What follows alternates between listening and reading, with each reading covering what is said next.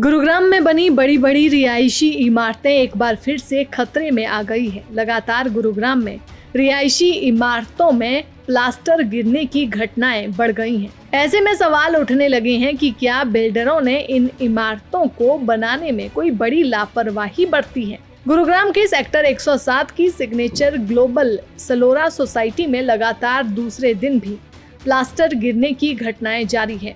Society की सीढ़ियों का प्लास्टर गिर गया, जिसकी वजह से एक व्यक्ति बुरी तरह से जख्मी हो गया।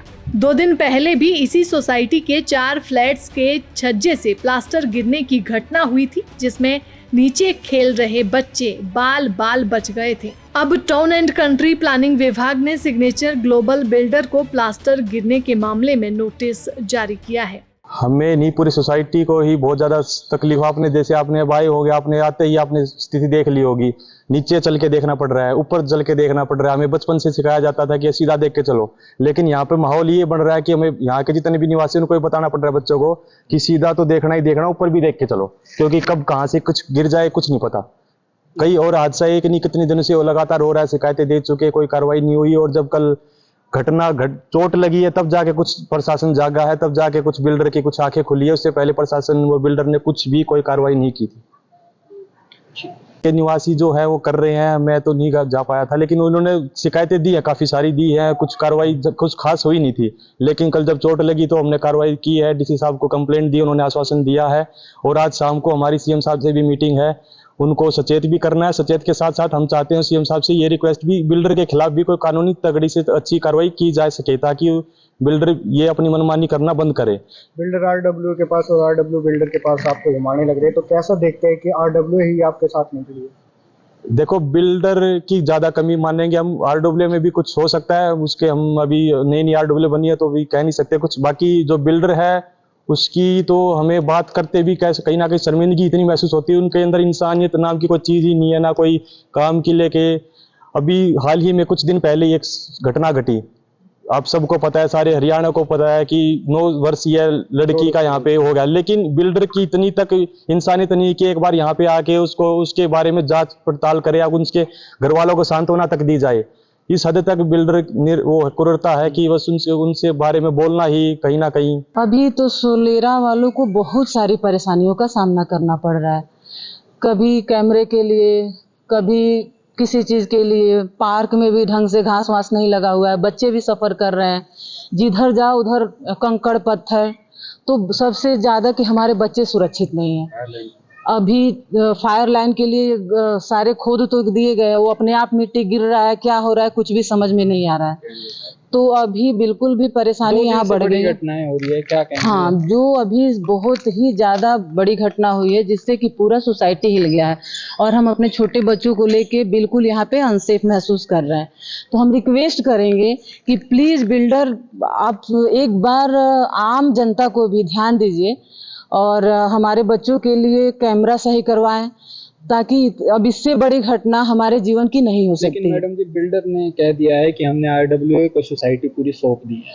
भैया, आरडब्ल्यू से भी हम लोगों को कोई समझ में नहीं आ रहा है। हम लोग उनसे भी बात कर चुके हैं, और गड्ढे आरडब्ल्यू को भी 5 महीने होने जा रहे हैं, 5वां महीना लग गया है, फिर भी आज तक गड्ढे में कोई भी कार्रवाई नहीं हुआ है।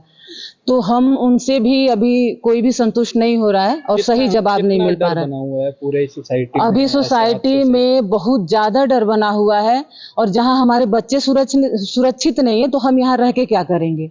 हमारा भविष्य है बच्चे, और बच्चों के लिए एक एक पल डर लगा रहता है कि कौन घुस के मार देगा, कौन क्या कर देगा। तो इसके लिए हम चाहते हैं कि यहाँ, अब आपकी अगर मांगे पूरी नहीं होती है, जो भी आपकी डिमांड है आरडब्ल्यू से हो या बिल्डर से हो, तो आप आगे की रणनीति आपकी क्या रहने वाली है? देखिए, मैं तो एक माँ हूँ, और जिस तरीके से ये बच्चे के साथ भी घटना हुआ है, शायद अगर कैमरा अगर सही होता तो हम लोग कुछ सुराग भी मिलता। वो तो ईश्वर की कृपा थी कि वो बच्चा वहाँ पकड़ा गया, नहीं तो हम सारे लोग आपस में ही सोचते रह जाते कि ये वारदात हुआ कैसे, और कोई भी किसी को पकड़ नहीं पाता। तो इसलिए हम लोग बहुत डरे हुए हैं, और हम अगर ये यहाँ सुनवाई नहीं होगा तो हम सरकार से भी मांग करेंगे। हम सीएम तक जाएंगे, हम पीएम तक जाएंगे, लेकिन हम सोसाइटी को बचाएंगे।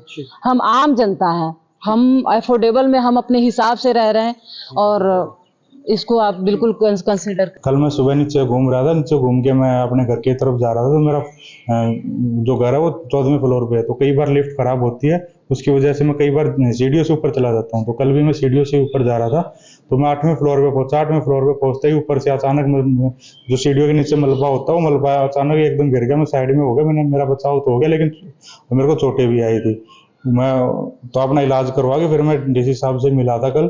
डीसी साहब से मैंने मिल के उनकी कंप्लेंट भी करी। कंप्लेंट में डीसी साहब ने बोला कि बिल्डर के खिलाफ हम सख्त से सख्त कार्रवाई भी करेंगे और आपका काम जितना जल्दी हो सकेगा हम आपका काम भी पूरा करवा के देंगे। अब मौके पर कितनी चोट आपको लगी और किस तरह से आपको अस्पताल पहुंचाया गया?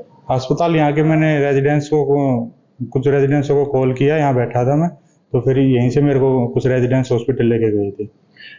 कैसे ये आपको चोट लगी? इससे पहले किसी को आपने अधिकारी को इसके बारे में बताया हो, सोसाइटी के बारे में सोसाइटी वालों ने बताया हो, लापरवाही बिल्डर की लापरवाही? इसके बारे में मैंने आरडब्ल्यू से भी बात करी, कई बार बात कर ली। अब आरडब्ल्यू बोलती है कि सिग्नेचर काम करेगा। सिग्नेचर से जब हम बात करते, सिग्नेचर कहता है आपकी आरडब्ल्यू बन चुकी है, आपका काम आरडब्ल्यू करेगा। अब उन दोनों की लड़ाई के बीच में यहाँ के रेजिडेंट्स पिस रहे हैं। तो टाउन एंड कंट्री प्लानिंग ने भी कहीं ना कहीं बिल्डर है उसको आदेश दिए हैं, क्या कुछ आदेश दिए? आदेश में कल नोटिस देखा था कि आपको 7 दिन के अंदर अंदर कुछ काम करके देने पड़ेंगे, नहीं तो आपके खिलाफ को सख्त से सख्त कार्रवाई करेंगे। तो क्या कहेंगे जिला प्रशासन को, बिल्डर को क्या कहेंगे? प्रशासन से यही गुहार लगाते हैं कि जो हादसा मेरे साथ हुआ वो किसी और के साथ ना हो पाए। प्रशासन से यही रिक्वेस्ट करते हैं और आपसे उम्मीद है कि आप अच्छा ही काम करेंगे। इससे पहले भी प्लास्टर गिर चुका है कई? हाँ, भी कुछ रेजिडेंट्स ने बताया था। अभी परसों भी एक सी टावर है यहाँ पे, वहां से पत्थर गिरे, ऊपर का जो छज्जा था, छज्जे के तीन चार छज्जे एक साथ नीचे गिर गए। वहाँ पे वो साइकिल स्टैंड है, तो साइकिल स्टैंड के पास बच्चे थे। गनीमत रही कि वहाँ उस टाइम पे कोई बच्चा नहीं था, एक बच्चा वहाँ बता रहे थे, लेकिन जैसे ही पत्थर गिरा वो साइड में हो चुका था, लेकिन चोट नहीं लग पाई उसको कुछ। बार बार ये समस्या आ रही है, तो आगे क्या कुछ रणनीति रहेगी सोसाइटी? अभी आरडब्ल्यू से ही बात कर रहे हैं हम। अब आरडब्ल्यू भी यही कह रही है कि हम क्या करें इसमें। अब सिग्नेचर हमें सपोर्ट नहीं कर रहा, ना सिग्नेचर हमें कुछ फाइनेंशियल कुछ चीजें दे रहा है, ना हमारी सुनवाई कर रहा है। अब सिग्नेचर बोलता है कि अब आपकी आरडब्ल्यू बन चुकी है, हमारा कोई रोल नहीं है। अब लड़ाई उन दोनों की है। रेजिडेंट्स परेशान हो रहे हैं, ना टाइम पे बिजली मिलती है, पूरी सोसाइटी में गड्ढे खुदे पड़े हैं। गुरुग्राम में सोसाइटियों के प्लास्टर गिरने की ये कोई पहली घटना नहीं है, बल्कि इससे पहले भी कई बार गुरुग्राम की अलग अलग सोसाइटियों में इस तरह की घटनाएं होती रही हैं। लेकिन इस तरह की घटनाओं को रोकने के लिए आज तक जिला प्रशासन की तरफ से बिल्डरों के खिलाफ कोई ठोस कदम नहीं उठाए गए। इस तरह की घटनाओं से ये भी लगता है कि बिल्डर्स ने घटिया निर्माण सामग्री का इस्तेमाल किया है। दैनिक सवेरा के लिए गुरुग्राम से अनुज पांचाल की रिपोर्ट।